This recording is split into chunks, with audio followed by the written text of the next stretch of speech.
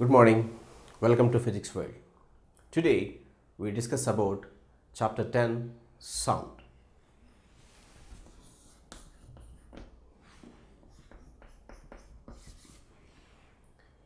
Every day when you get up from your bed, your life starts with listening different kinds of sounds, like your brother calling you, or your sister calling you, or your parents calling you, or you listening the sounds like TV, sounds from radio, the sound producing from the vehicles, the sound producing from the traffic, the sound produced because of companies, factories, the sound produced because of so many other types of sources.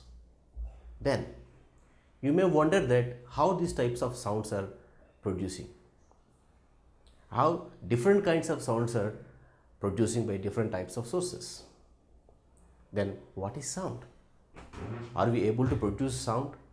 If we are able to produce sound, what are the factors which are affecting the sound to vary? So understand more about the sound. Today we'll go deep into the sound concepts.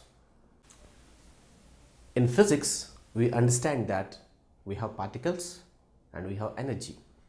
Then sound is particle or sound is energy. How would we distinguish between particle and energy?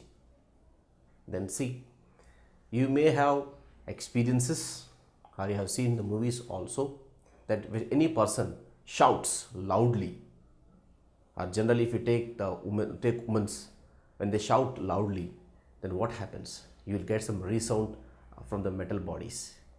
Like in kitchen room, if you go to kitchen room and if you shout louder, then you can see the resound coming from the kitchen utensils. So these resounds won't produced directly because the sound has some energy. Because of the energy, it makes the bodies to vibrate, and so you're releasing the sound. So sound is an energy. Sound is not only energy, sound is a wave also. Then what is wave? To discuss more about wave, let us have more concentration on energy.